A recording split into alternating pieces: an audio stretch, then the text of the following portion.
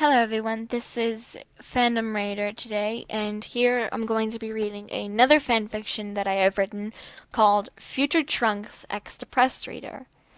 And this is part one of the series because I made a small series out of it, and there are four parts in the series, but there is an optional fifth part.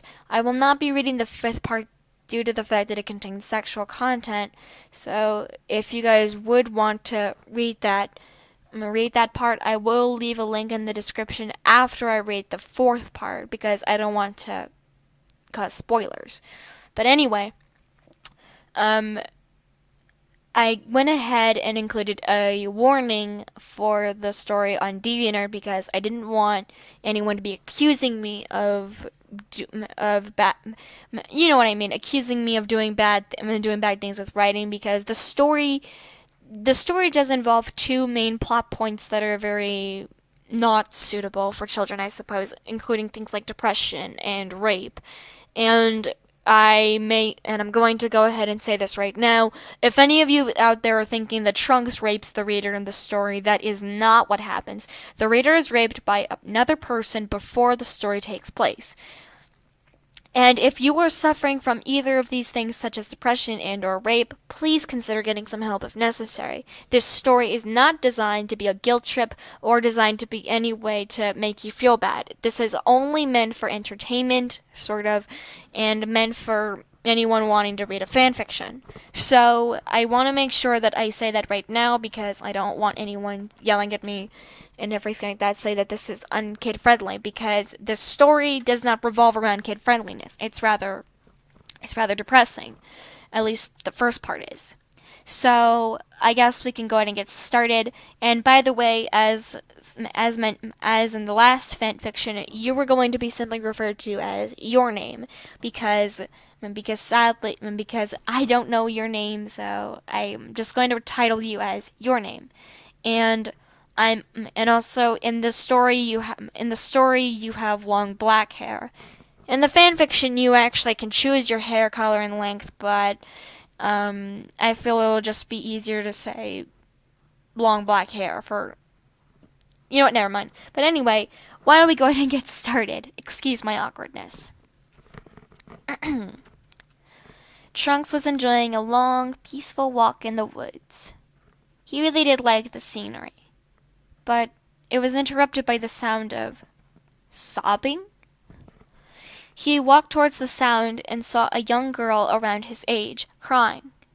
Her long black hair was messy, her clothes were dirty, and she was covered head to toe in cuts and bruises. Trunks cleared his throat and the girl jumped. She tried to run away, but she ended up tripping on a rock and cowered. "Are you okay?" The girl looked back at Trunks with fear in her eyes. "Please don't hurt me. I'll give you whatever you want. I don't have much money, but I can pay you." "I'm not going to hurt you," Trunks responded.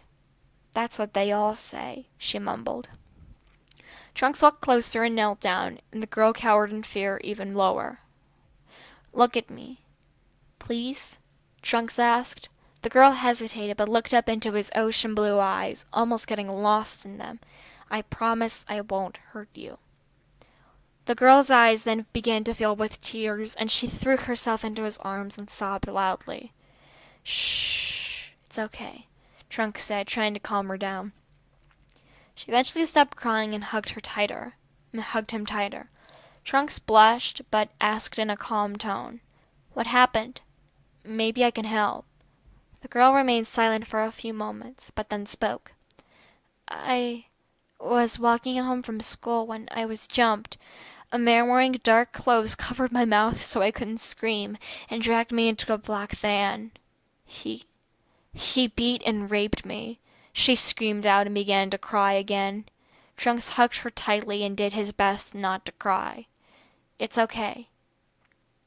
Do you want to stay with me and my mother for a night or two?" The girl looked at Trunks with a mixture of sadness and maybe hope in her eyes. "Okay." Trunks nodded and picked her up bridal style before taking off into the sky. The girl looks down, and she was marveled at the sight of seeing the city from so high up. Trunks arrived at Capsule Corp and gently placed the girl on her feet. Trunks grabbed her hand and led her into the house. Bulma walked to the front door to see Trunks and a girl there. "Hi, sweetie. Who's your friend?" Bulma spoke in her normal perky voice. "This is... your name. It's a pleasure." "Well, I'm Bulma Briefs, and this is my son, Trunks. Mom, can I talk to you for a second?" "Sure. Make yourself at home, your name." Bulma was shocked. Trunks had just finished telling her all about how he and your name had met. "I offered her to stay here for a night or two until she feels it's safe to go home. I know you always say to tell you first, but I had to. I couldn't in any good conscience leave her out there in the forest all by herself." "I understand, sweetie. I guess we can let her stay for a while. Why don't you go and take her to the guest room while I get her some dinner?" "Thanks, Mom." Bulma nodded and went into the kitchen. Trunks walked back into the main room and saw your name. "My mother is okay with you staying here. Let me show you to the guest room while my mom gets you some food." Your name nodded, and he grabbed her hand, and she blushed slightly before he led her into the guest room.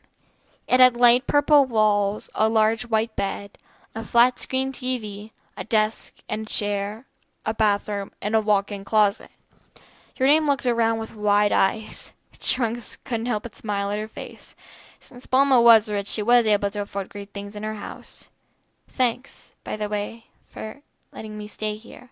"It's no trouble," Trunks said and chuckled. "I'll leave you to get settled. I'll come get you when dinner's ready." "Thank you," your name said. That's the end of part one, and I'll be sure to read part 2 very soon, but I thought that you guys would like this.